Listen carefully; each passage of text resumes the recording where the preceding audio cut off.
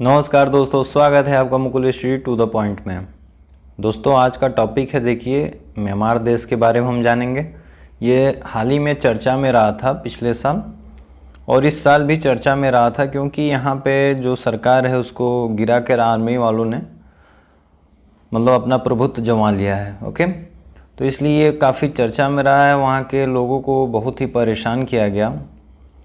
तो इस वजह से ये चर्चा में तो है ही, और भारत का पड़ोसी राज्य है, इस वजह से और चर्चा में है। ठीक है, आईआर के क्वेश्चन में यहाँ से क्वेश्चन बहुत बनेंगे। जो भी परीक्षा आपका आगामी आने वाला है या आने वाला है, सारे परीक्षाओं में 1 से 2 क्वेश्चन ज़रूर मिलेंगे इससे।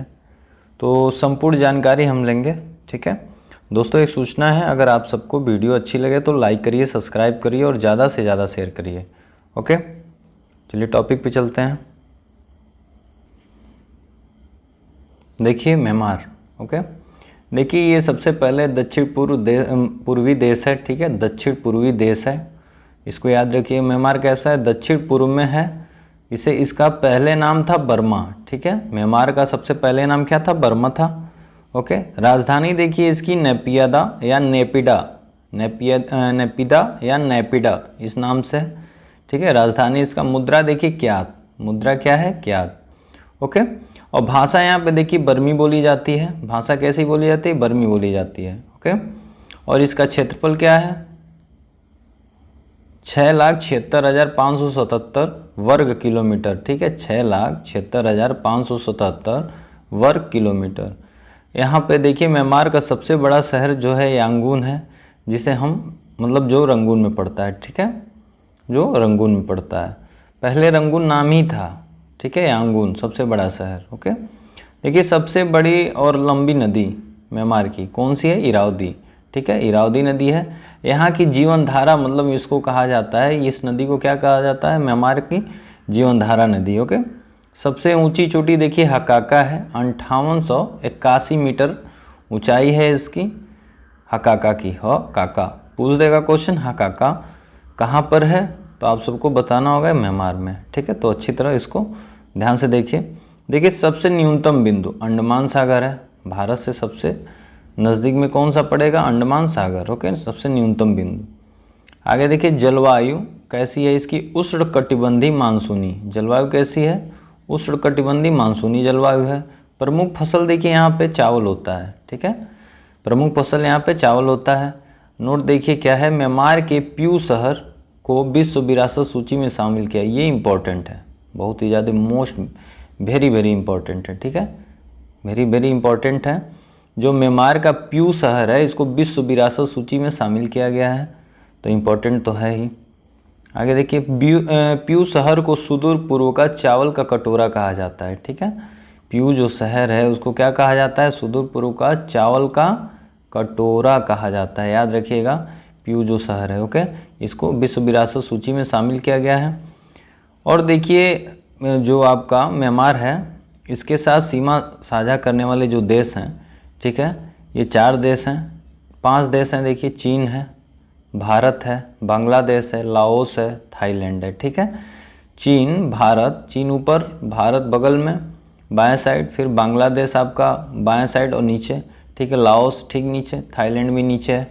ठीक है, तो टोटल सीमा देखिए 2416 किलोमीटर सीमा साझा करता है। कितना, 2416 किलोमीटर। तो 5 देश हैं, याद रखिएगा, चीन, Bharat, Bangladesh, Laos, Thailand. Okay, आगे देखिए म्यांमार के साथ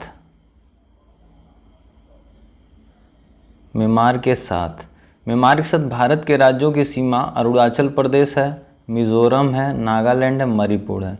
ये 4 राज्य हैं। 1643 किलोमीटर साझा करता है। कितना, 1643 किलोमीटर भारत के साथ साझा करता है सीमा म्यांमार। ओके, याद रखिएगा 1643 इंपॉर्टेंट है। कौन कौन से राज्य हैं, ये इंपॉर्टेंट ज़्यादा हैं। ठीक है, कौन कौन से राज्य हैं ये आपको जानना जरूरी है। अरुणाचल प्रदेश है, मिजोरम है, नागालैंड है और मणिपुर है। ठीक है, देखिए म्यांमार जो देश है बर्मा, ये आज़ाद कब हुआ था, 4 जनवरी 1948 को। 4 जनवरी 1948 को ये आज़ाद हुआ था।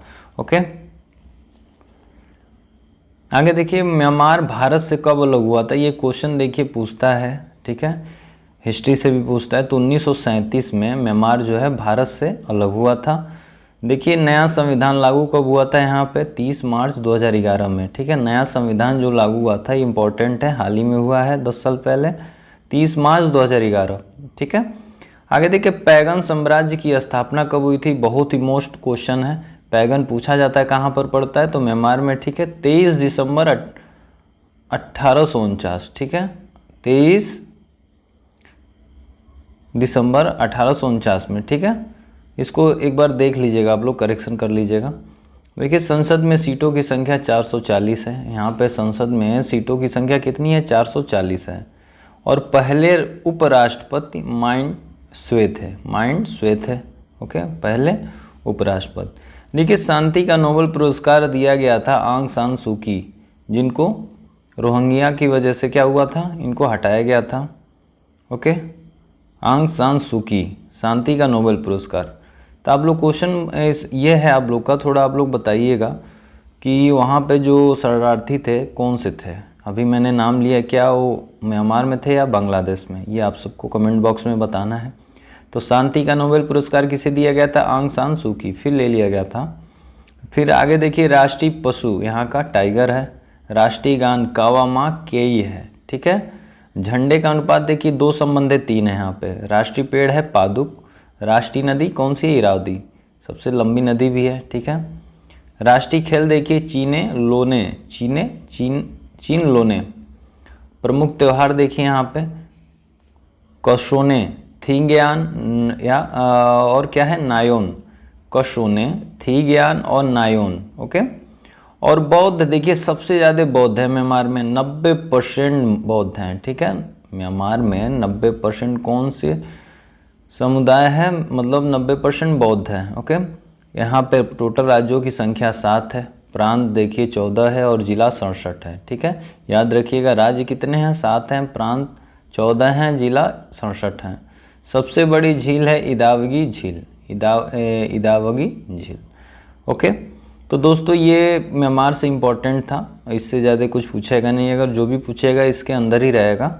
और कुछ अगर मुझे मिलता है इसमें तो आप लोग को मैं पिन कर दूंगा कमेंट बॉक्स में, आप लोग देख लीजिएगा, ओके। ठीक है दोस्तों, अगर वीडियो आप लोग को अच्छी लगे तो लाइक करिए, सब्सक्राइब करिए और ज़्यादा से ज़्यादा शेयर करिए।